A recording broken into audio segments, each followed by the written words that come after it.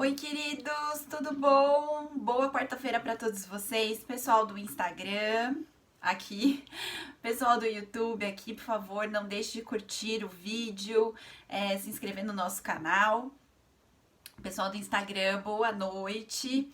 Estamos aqui em mais uma Pena Live. O pessoal tá chegando. Boa noite, Márcia, Erlon, Rafa. Boa noite para vocês. Tô dando oi para todo mundo aqui. Enquanto a gente não começa a matéria, né? Eu consigo assinar pro pessoal. Gente, boa noite para todos vocês. Estamos aqui para mais uma Pena Live. Agora é diamante, agora é diamante. Estamos aqui para mais uma Pena Live,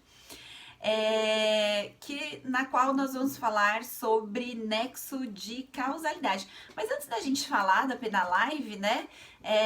Queria deixar aqui a minha alegria, porque hoje é dia do advogado. Hoje, 11 de agosto, boa noite, Riquelme.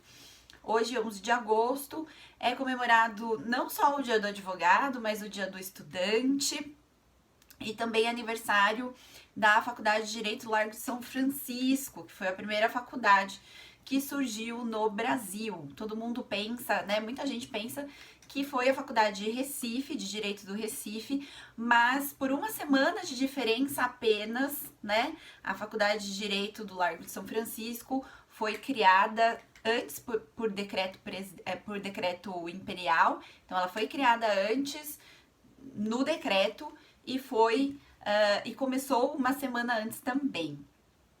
Então, só para vocês terem essa curiosidade aí com vocês, né? Mas hoje é o dia do estudante, de forma geral. Então, feliz dia dos estudantes para vocês. É dia do advogado também, então nós também estamos comemorando essa profissão tão maravilhosa, tão desafiante, desafiadora e ao mesmo tempo tão importante para as pessoas e para a sociedade em geral. E, inclusive, hoje eu tava conversando com a Rafa, né, Rafa? Graciele entrou, boa noite para todo mundo que tá entrando aí, gente. Joderlane, Fernando, boa noite para todos vocês. Eu tava, inclusive, Jéssica, Félix, boa noite. Eu tava falando pra Rafa, né, que na verdade, assim, só quando você começa efetivamente a advogar, principalmente na esfera criminal, você começa a ver a importância mesmo da nossa profissão.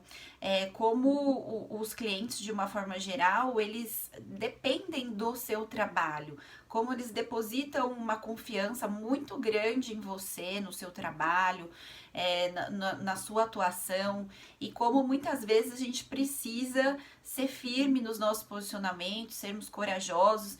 Inclusive já fiz uma live com a Rafa e também em outros lugares, né, no Centro Acadêmico da São Judas também falamos sobre isso, sobre como é importante a nossa profissão, a advocacia de uma forma geral, mas em especial a advocacia criminal, porque é aquilo que a gente sempre fala, né, o advogado criminal, ele atua sempre na fronteira, no front, ele tá sempre lá na primeira linha de combate.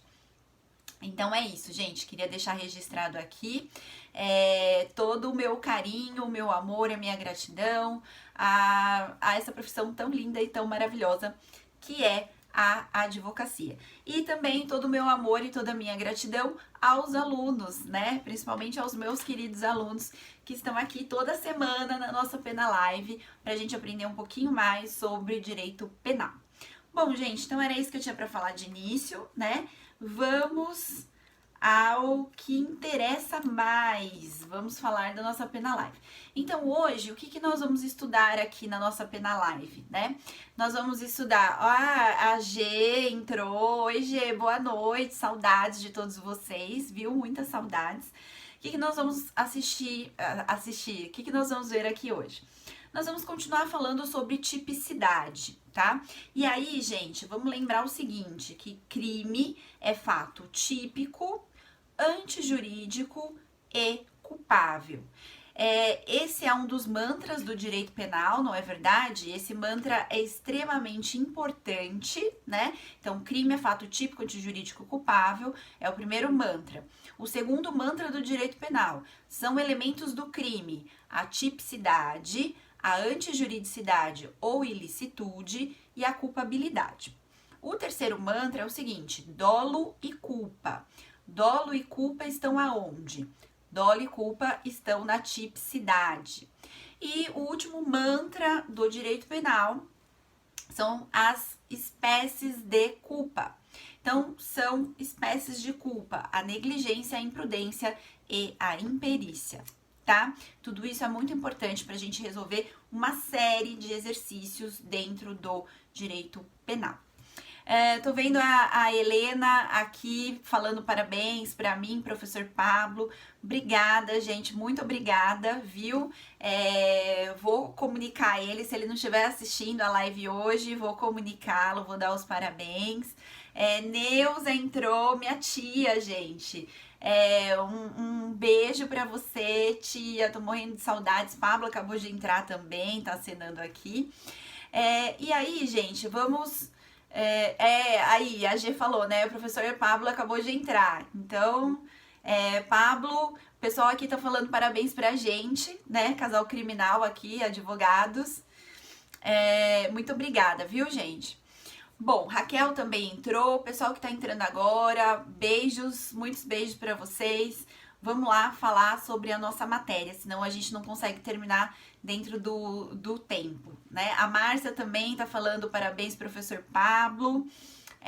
Adriana também entrou, Felipe, Uniban 2017. Que legal, que delícia, gente. Saudades, muita saudade de vocês. Eu quero ver vocês ao vivo. Muita saudade de vocês não têm uma noção. Bom, então, gente, vamos começar a falar o seguinte. Pra gente falar de nexo de causalidade, o que é o tal do nexo de causalidade? O nexo de causalidade é a ligação, a ponte que vai existir entre a conduta penalmente relevante de um lado, que a gente viu na Penalive passada, que pode ser uma ação ou uma omissão, e de outro lado, um resultado. Esse resultado também tem que ser penalmente relevante, né? Então, na semana passada, nós estudamos sobre a conduta, que tem que ser uma conduta humana, que pode ser uma ação ou uma omissão. Hoje nós vamos falar um pouquinho sobre o resultado, mas principalmente sobre esse nexo de causalidade e as teorias que são utilizadas para que se estabeleça esse vínculo, essa ligação entre a conduta do agente de um lado e a caracterização, a criação do resultado penalmente relevante de outro lado, tá? Aqui a Raquel tá falando, meus professores dos primeiros semestres, já estou no último. Ai, gente, como o tempo voa, né? Muitas saudades também, Raquel, muitas saudades mesmo. Silas também acabou de entrar, boa noite pra todo mundo que tá chegando. Então, gente, pra gente poder falar de nexo de causalidade, a gente precisa falar de conduta, de resultado, primeiro, né? Conduta a gente já falou na Penalive passada. Quem não assistiu, dá uma olhadinha lá na Penalive passada.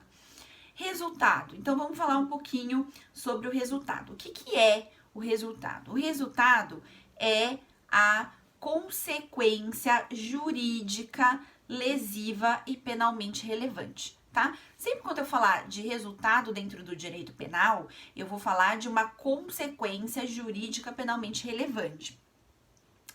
O resultado vai abranger qualquer forma de lesão ao bem jurídico. Então, veja, gente, todo crime apresenta um resultado jurídico, ou seja, uma lesão ao bem jurídico protegido. Mas nem todo crime apresenta um resultado material, que é aquele que pode ser percebido por meio dos sentidos e que inclusive vai necessitar da realização de um exame de corpo de delito para ser comprovado, tá? Então, tomem muito cuidado com isso. Maili acabou de entrar, beijo Maili, William também, beijo pra vocês, muitas saudades.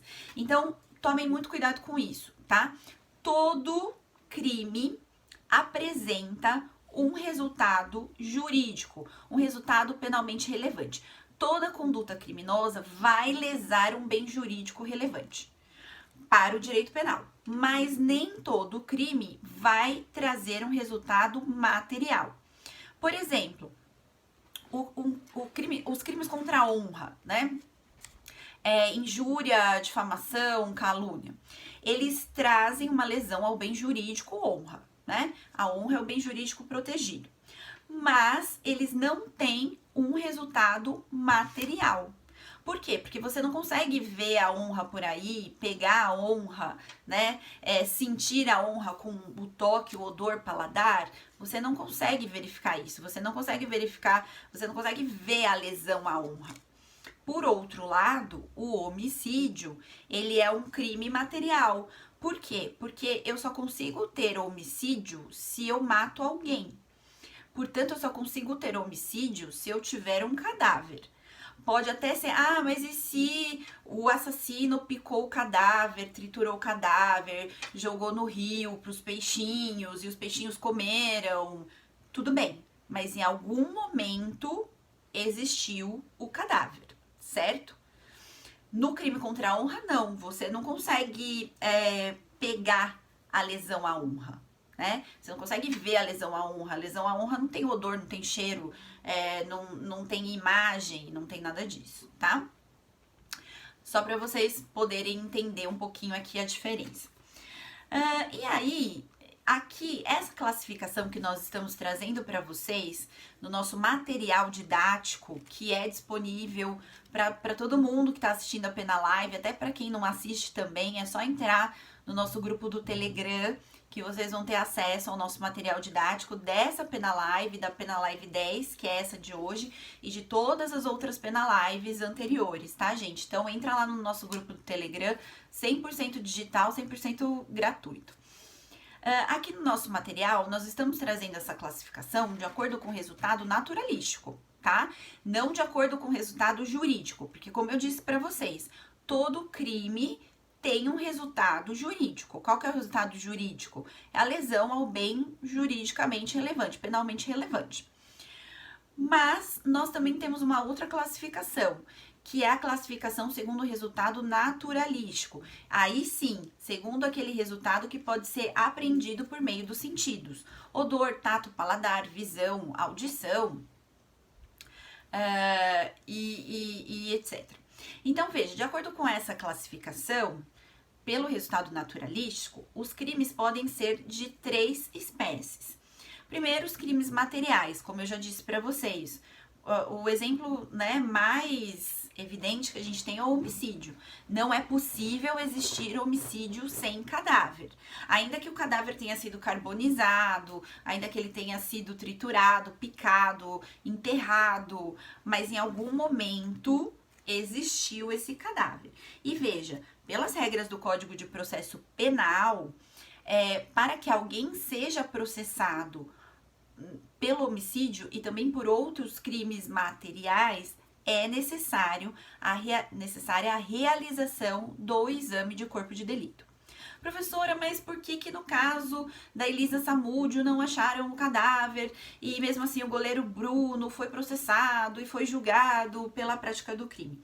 Porque, veja, em situações excepcionais, então veja, em situações excepcionais, esse exame de corpo de delito, ele pode ser feito de forma indireta, ou seja, ele pode ser feito com base em depoimentos de testemunhas, tá? Mas isso é só para situações excepcionais. E no caso da Elisa, a gente teve a polícia científica encontrou vestígios de sangue no porta-malas do carro do goleiro Bruno. Tem uma série de rastros. O crime deixou uma série de rastros, inclusive de manchas de sangue que são da Elisa, ficaram comprovadas que eram da Elisa, na cena do crime. Então, isso somado com os depoimentos das testemunhas, né, permitiu o exame de corpo de delito com base nesses vestígios e nesses depoimentos, tá? Mas a realização do exame de corpo de delito é essencial para a comprovação dos crimes materiais. E por que isso, gente? Para que não aconteça como aconteceu num passado distante, mas que é uma verdadeira vergonha nacional, do caso dos irmãos Naves. Os irmãos Naves foram processados e julgados pelo homicídio de um caixeiro viajante, de um comerciante que estava ali na região e sumiu. E eles foram vistos pela última vez com esse caixeiro viajante e os dois foram torturados, confessaram a prática do homicídio mediante tortura. Na verdade, assim, a família toda deles foi torturada, foi uma verdadeira aberração a investigação desse caso. E aí eles confessaram o crime, foram processados, julgados e condenados com base exclusivamente na confissão deles, que foi uma confissão obtida por meio de tortura. E aí depois um deles, inclusive, morreu dentro do presídio enquanto cumpria a pena de depressão profunda. E aí depois de muitos anos, não me lembro quanto tempo, mas acho que mais de 10 anos, depois de 10 anos apareceu a vítima, o morto, né? Apareceu Vivinho da Silva e isso foi uma verdadeira vergonha nacional e internacional. Então esse é um julgamento muito emblemático, depois procurem, pesquisem o caso dos irmãos Naves, tá? De um erro judiciário crasso, porque naquela época ainda não era exigido o exame de corpo de delito para atestar o homicídio. Bom, gente, aí depois, como segundo lugar na nossa classificação, nós temos os crimes formais. Ó, o juizado especial chegou, né? O Daniel, o juizado especial chegou com café. Ai, que delícia! Com café é sempre melhor, né? A gente acorda. Então, que bom.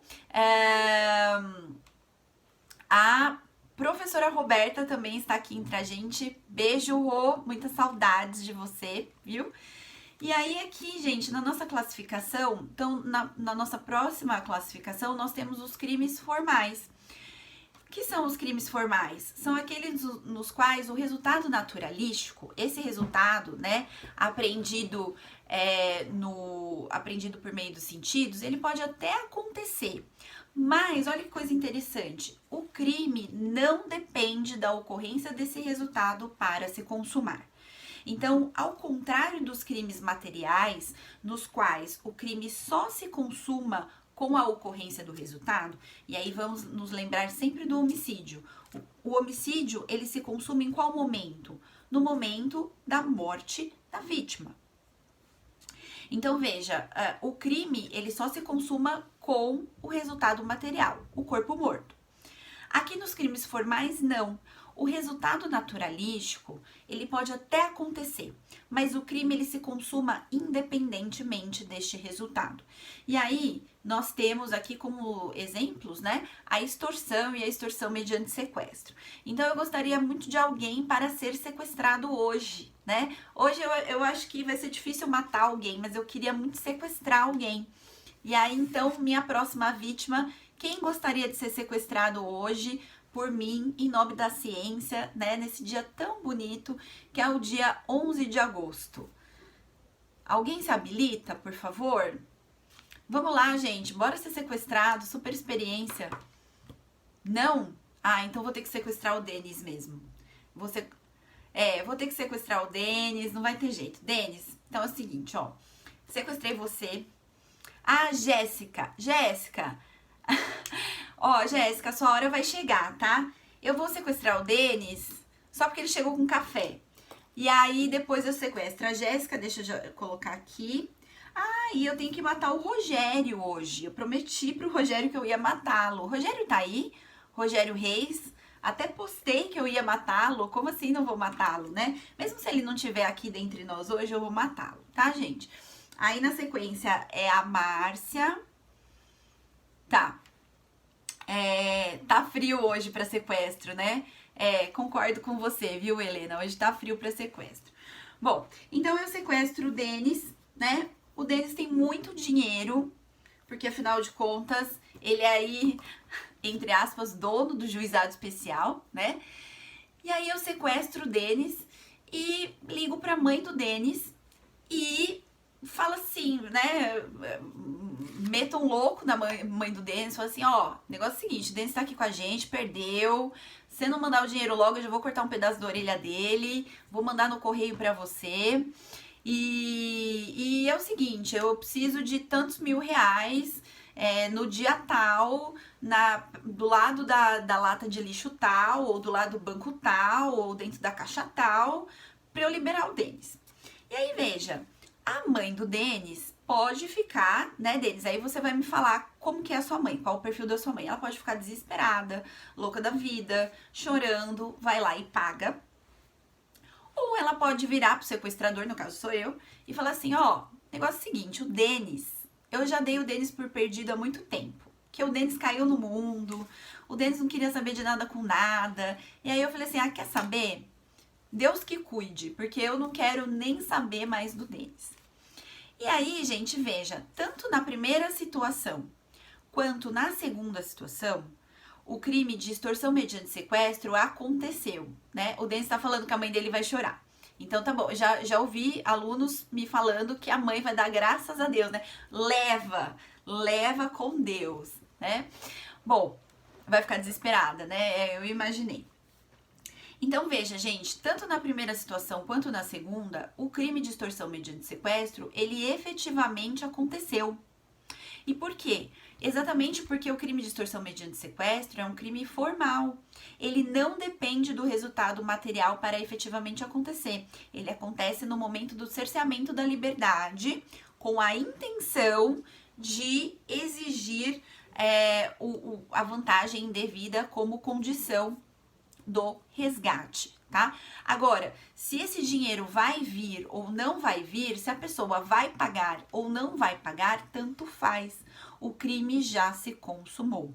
Por isso que a gente fala que a extorsão mediante sequestro e o próprio crime de extorsão também são crimes formais. Porque no crime de extorsão, simples agora falando, né? A extorsão ela vai acontecer no momento do constrangimento e não no momento do recebimento da vantagem indevida. Aí depois nós temos aqui como a última classificação em relação ao resultado naturalístico os crimes de mera conduta. Os crimes de mera conduta são aqueles que não comportam um resultado naturalístico. Então, veja, os principais exemplos, né, são os crimes contra a honra, calúnia, injúria, difamação. Por quê? Porque a gente não consegue visualizar a lesão à honra. Ah, professora, e se alguém escreveu um palavrão ou escreveu sobre a vida da pessoa e postou no Instagram, postou no Facebook e colocou nas redes sociais, isso não é o resultado naturalístico? Não. O resultado naturalístico não é aquilo que está escrito. O resultado naturalístico é a concepção que as pessoas terão a partir do momento em que vão ler aquilo. Seja a própria vítima, se for um crime que lesa a honra subjetiva do indivíduo, seja a coletividade, no caso dos crimes contra a honra que lesam a honra objetiva, tá? Então, esses crimes, né, os crimes contra a honra, por exemplo, e até o crime de invasão de domicílio também, eles apresentam um resultado jurídico. Que resultado jurídico é esse? A lesão ao bem jurídico. Mas eles não apresentam um resultado material, um resultado naturalístico. Então, essa é a classificação em relação ao resultado naturalístico dos crimes. Então, veja, gente, de forma muito resumida aqui, né, nós já falamos na Penalive passada sobre a conduta penalmente relevante, que lembra, tem que ser uma conduta humana, pode ser uma ação ou uma omissão, e nós inclusive falamos na Penalive passada, né, de crimes omissivos, próprios, omissivos impróprios ou comissivos por omissão. E falamos também dos crimes comissivos. Hoje nós falamos um pouquinho sobre resultado naturalístico e o foco da nossa Penalive hoje é o nexo de causalidade ou nexo causal. Então vejam, gente, o que é esse tal de nexo de causalidade ou nexo causal?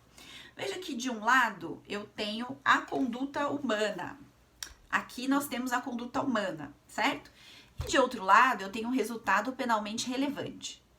Eu preciso de uma ligação entre esses dois.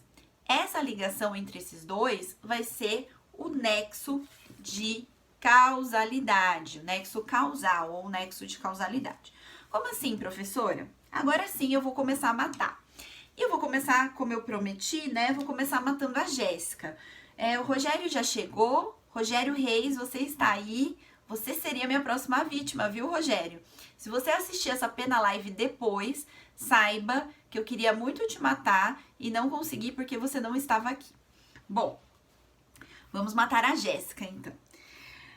Se eu dou 4 disparos de arma de fogo, de um lado, com a intenção de matar a Jéssica, tá? Então, nós temos dolo nessa conduta.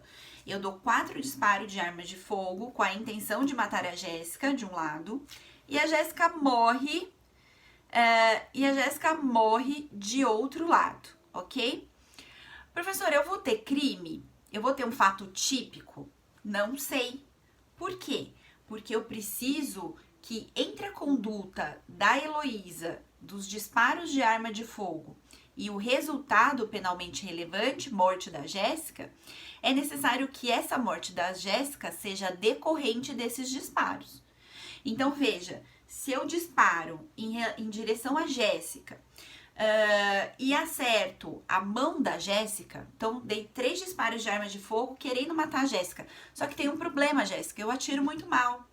E aí, quando eu atirei, o máximo que eu consegui acertar foi um dedo ou a palma da mão. Só que, olha só, como a Jéssica é uma pessoa muito amada, como a Jéssica é uma pessoa muito querida, 2 horas antes, alguém já tinha colocado veneno no suco dela. E esse veneno já estava fazendo efeito no corpo dela.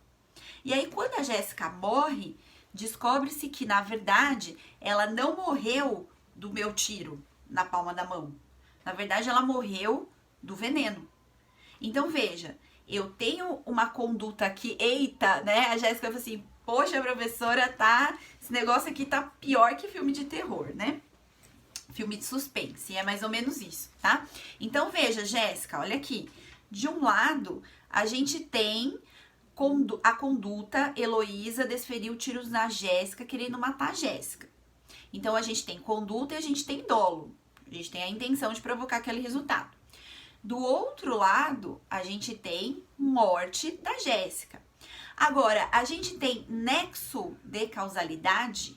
Aqui, a gente tem a ligação entre os disparos. Exatamente, deles, tipo Agatha Christie, total. Aliás, sobre Agatha Christie, por favor, leiam Os 10 Negrinhos, que é o melhor livro. Eu era uma leitora compulsiva de Agatha Christie quando eu era bem novinha. E assim, A Morte dos 10 Negrinhos é o melhor. Então, veja, eu tenho, de um lado, a conduta humana, Heloísa disparou os tiros. De outro lado, eu tenho resultado penalmente relevante, morte da Jéssica, só que eu não tenho o quê? Eu não tenho nexo de causalidade. A morte da Jéssica não decorreu dos meus disparos. A morte da Jéssica decorreu de um outro nexo causal, que foi o veneno que uma outra inimiga dela colocou no suco dela, e esse veneno sim que provocou a morte da Jéssica. Professora, mas e aí nesse caso? Você vai ser responsabilizada por homicídio consumado? Não. Neste caso, eu, Heloísa, queria matar a Jéssica, iniciei a execução no sentido de matar a Jéssica, mas não consegui matar a Jéssica por circunstâncias alheias à minha vontade. Então, neste caso, eu vou responder por tentativa de homicídio e a inimiga da Jéssica, que colocou lá o veneninho no suquinho da Jéssica, ela sim, vai responder por homicídio consumado, tá? Mas tudo isso, gente, para explicar o quê? Para explicar a importância do nexo de causalidade, a importância da ligação entre essa conduta e esse resultado penalmente relevante. Bom, gente, até aqui tudo bem? Tudo certinho?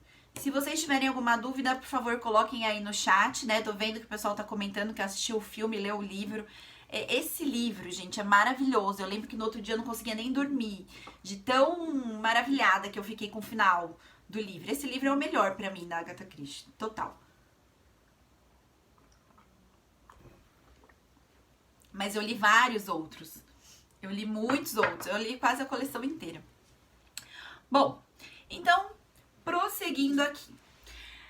Vejam que a gente precisa ter essa ligação, né, entre conduta penalmente relevante de um lado e resultado penalmente relevante do outro. Quando eu falo resultado penalmente relevante, estou falando lesão a bens penalmente protegidos pelo tipo penal. E nós temos várias teorias que vão explicar essa ligação. Várias teorias que vão fazer essa relação entre a conduta e o resultado penalmente relevante.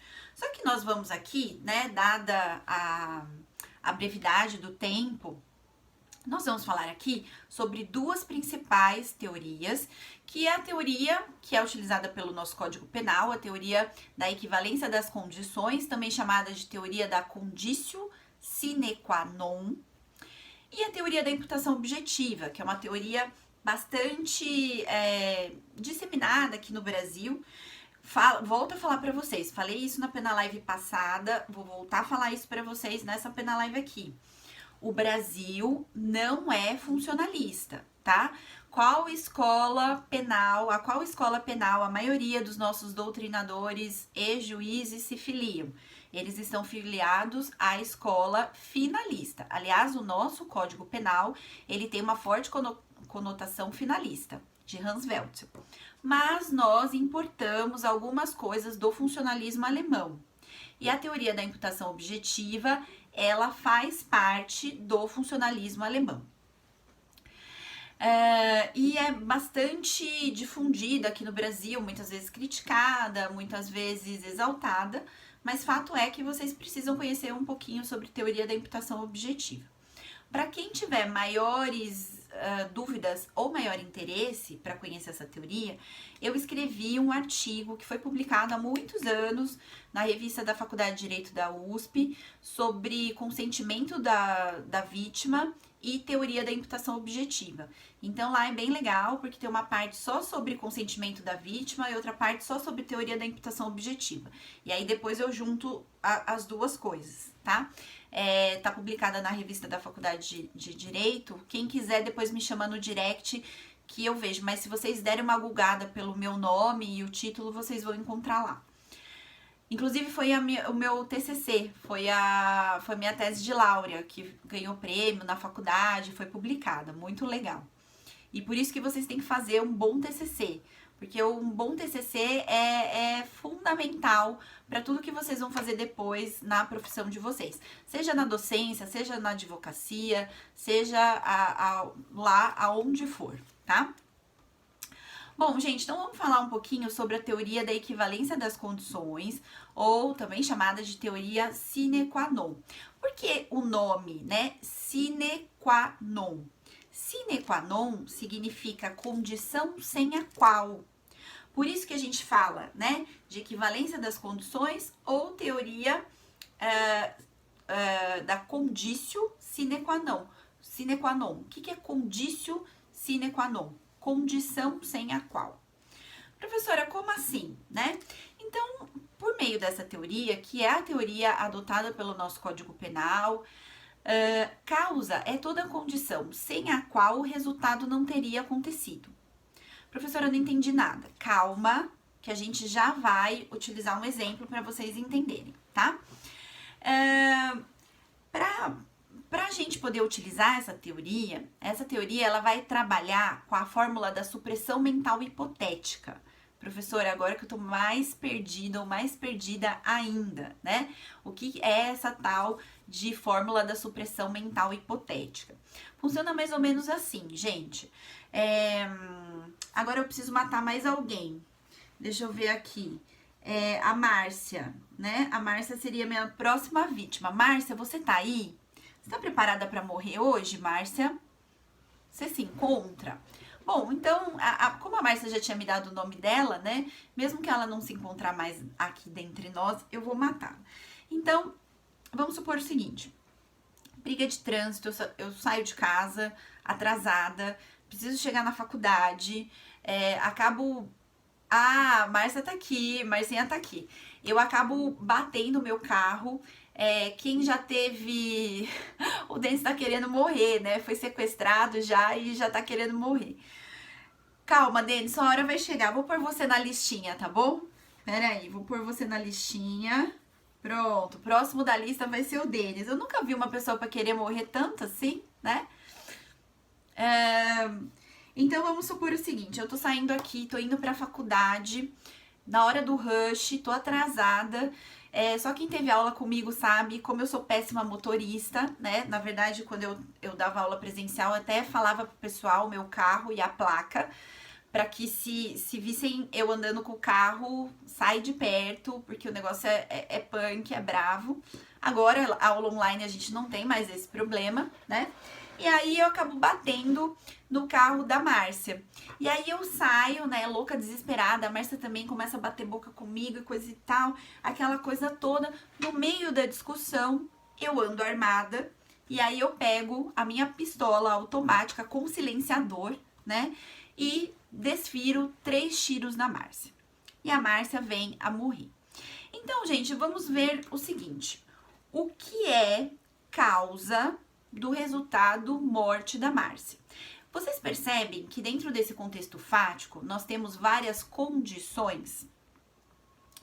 Só que dentre todas essas condições, apenas uma vai ser a causa da morte da Márcia. Então, vamos lá. O fato de eu ter saído com o meu carro atrasada é causa da morte da Márcia? Então, veja, como que nós vamos raciocinar para ver se o fato de eu ter saído atrasada é causa ou não é causa da morte da Márcia, tá? E aí, quando eu falo de causa, eu tô falando de causa direta. Como que eu vou raciocinar? Eu vou tirar essa condição e vou continuar com o resto da historinha. Se continuando com o resto da historinha, a Márcia continuar morrendo, significa que aquela condição não é causa. Porque eu posso tirar a condição e a Márcia continua morrendo. Agora, se com aquela condição a morte da Márcia também desaparece no meio da minha historinha, então aquela condição é causa do resultado morte, tá? Então vamos lá. Eu tiro esse fator, eu tiro essa condição. Não saí atrasada de casa, tá? Não saí atrasada de casa, mas bati o meu carro no carro da Márcia, discuti com a Márcia, peguei minha pistola automática e disparei na Márcia. Então veja, essa condição não é, por si só, causa do resultado morte da Márcia. Essa condição, então vou voltar a falar, essa condição não é causa do resultado penalmente relevante morte da vítima, morte da Márcia. Bom, vamos pegar então a segunda condição, bater no carro. Então a gente tira essa segunda condição da historinha. Eu saí atrasada, mas eu não bati o carro. Mas por algum motivo eu começo a discutir com a Márcia, no meio do bate-boca, pego a minha pistola e dou os tiros na Márcia. Essa condição também não é causa do resultado morte da Márcia. Porque se eu tiro a batida de veículos, vamos supor que eu cheguei com o carro do lado dela, abri o vidro do carro, a gente começou a discutir, no meio da discussão ela sai do carro, eu saio com a pistola, né, e dou o tiro na Márcia. Então veja que essa condição também não é causa do resultado morte da Márcia. E assim vai, né? Se eu tiro o fator discussão, tá? Então, na minha historinha, eu não discuto mais com a Márcia, eu simplesmente saio com o carro, bato no carro dela, e aí eu tô muito nervosa, tô muito irritada, pego a minha pistola, vou lá e dou um tiro na Márcia, não tem nem discussão.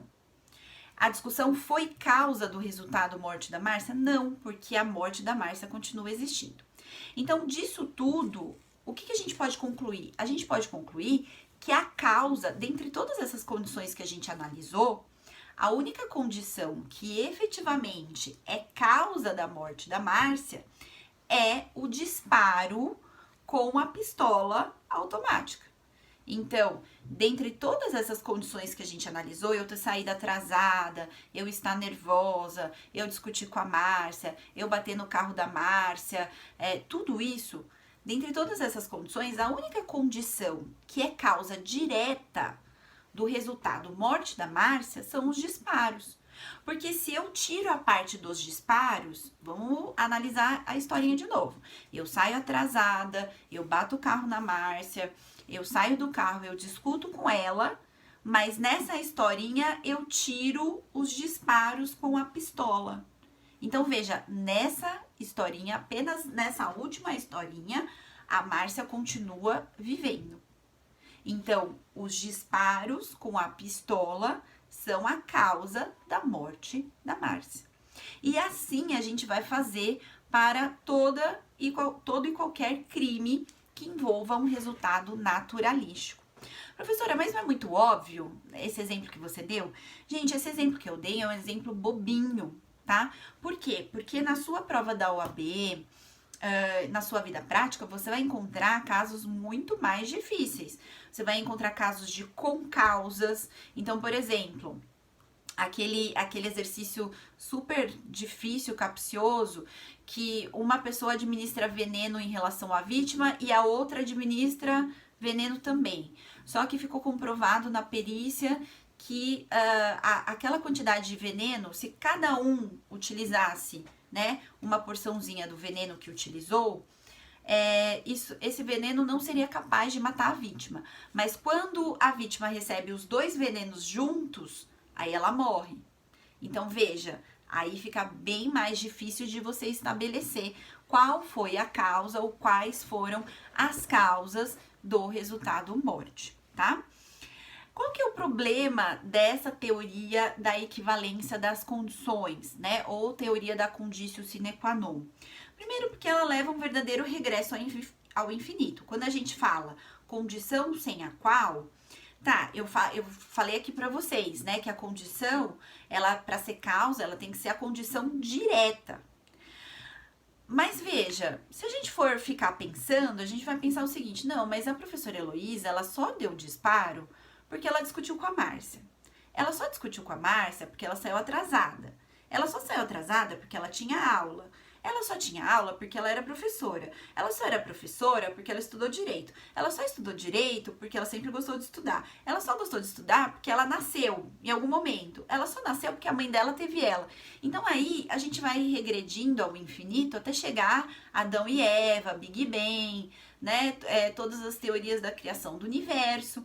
E aí não dá, dentro do direito penal, não é viável a gente imputar o fato criminoso a todos os elementos do universo. Então essa é a primeira crítica, né? Porque se você quiser, você consegue ficar regredindo até o infinito. Até a existência do universo, até Deus, até a criação, enfim. Aí depois a gente tem uma outra crítica sobre essa teoria da conditio sine qua non, que vou voltar a falar para vocês, é a teoria utilizada pelo nosso Código Penal, a teoria adotada pelo nosso Código Penal. Não pode ser aplicada aos crimes omissivos, aos crimes de mera conduta e aos crimes formais. Por quê? Porque nesses crimes o resultado material, o resultado naturalístico, ou não existe ou não é penalmente relevante. Então, olha que coisa interessante, né? Quando a gente tem um crime de mera conduta, por exemplo, uma calúnia, uma injúria, uma difamação, a gente não pode utilizar essa teoria, porque essa teoria, ela é utilizada para crimes materiais, para aqueles crimes que geram resultados naturalísticos, aqueles resultados que podem ser aprendidos por meio dos sentidos. Para crimes de mera conduta, para crimes formais e para crimes omissivos próprios e até os impróprios, eu não consigo utilizar a teoria da conditio sine qua non. Então, esse também é um problema e é uma crítica a essa teoria. E aí, né, para tentar minimizar um pouco dessas críticas, para tentar trabalhar com essas críticas, a gente tem uma outra teoria. Gente, vou falar aqui para vocês. Teoria sobre nexo de causalidade, a gente tem várias, tá? A gente tem a teoria do nexo de causalidade da adequação social, a gente tem uma série de teorias. Aqui eu só separei essas duas porque são as principais.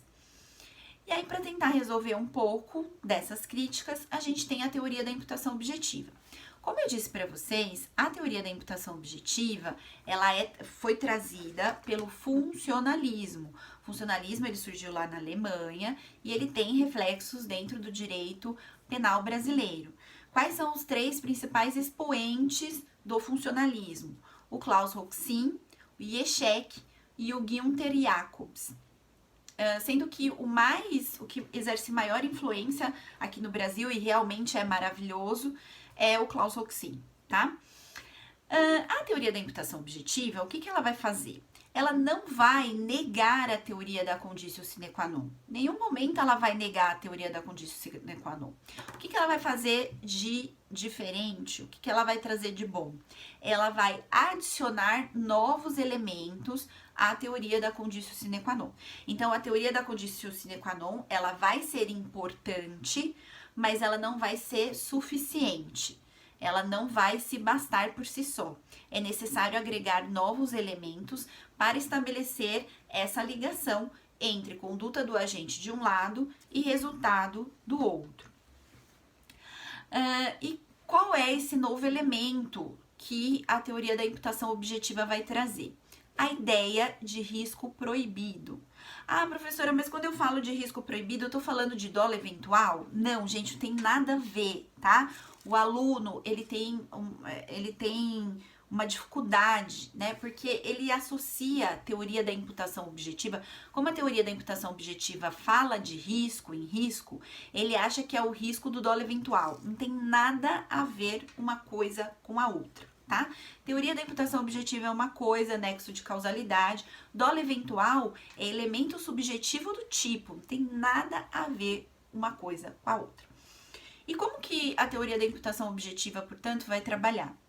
Além da conditio sine qua non, além do nexo de causalidade trazido pela conditio sine qua non, ele vai adequar o incremento do risco. Ou seja, para que uma determinada pessoa responda por um determinado crime que tenha um resultado naturalístico, além dessa causa, né, além de detectar a causa para a ocorrência daquele resultado, como a gente faz na teoria da conditio sine qua non, é necessário a gente analisar o risco.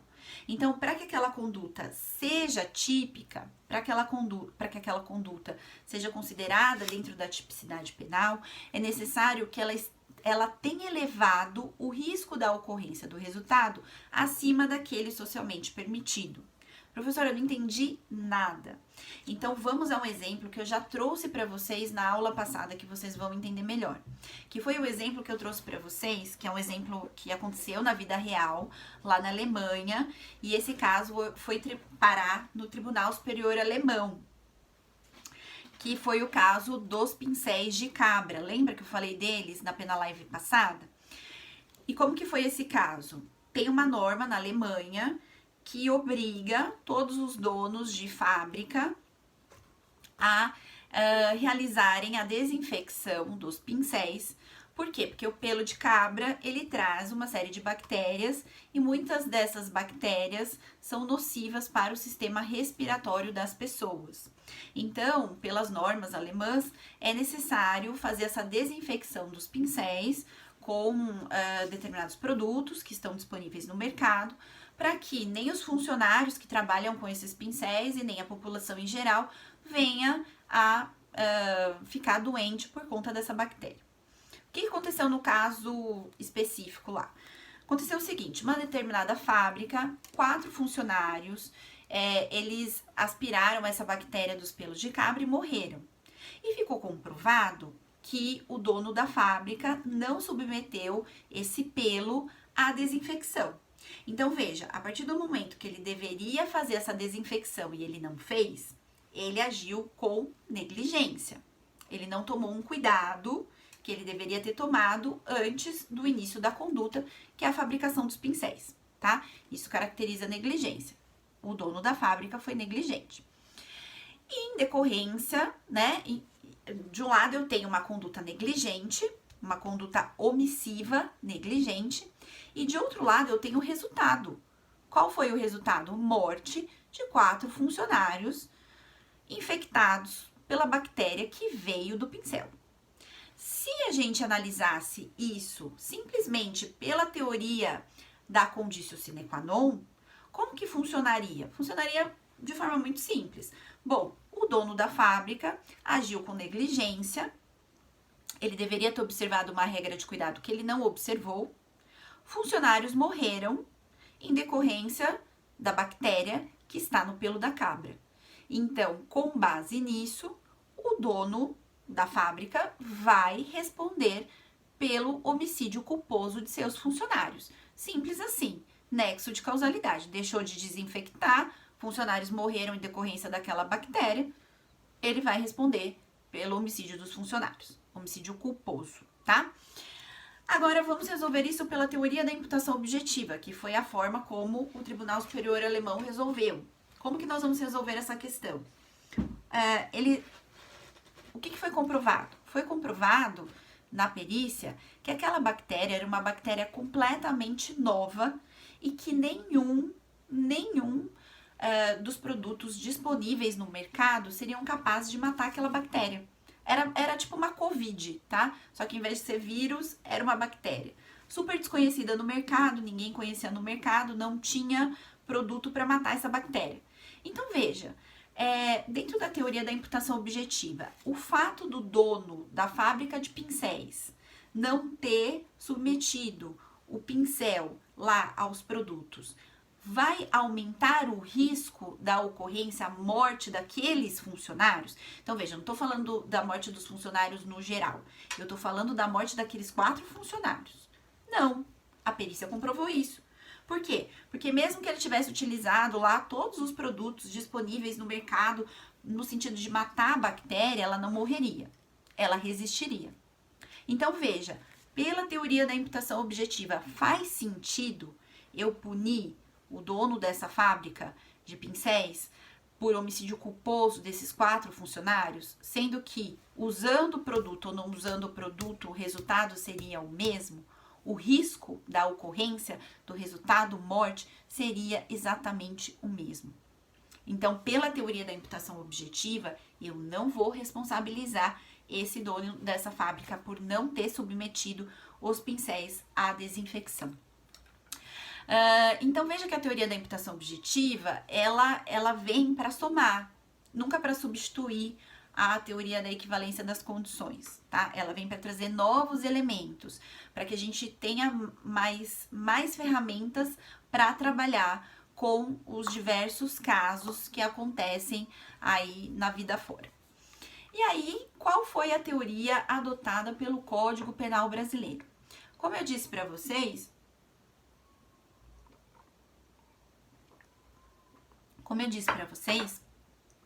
a teoria adotada pelo nosso Código Penal brasileiro foi a teoria da conditio sine qua non, ou também chamada de teoria da equivalência das condições. Ela tem um outro nome ainda, teoria da equivalência dos antecedentes, tá?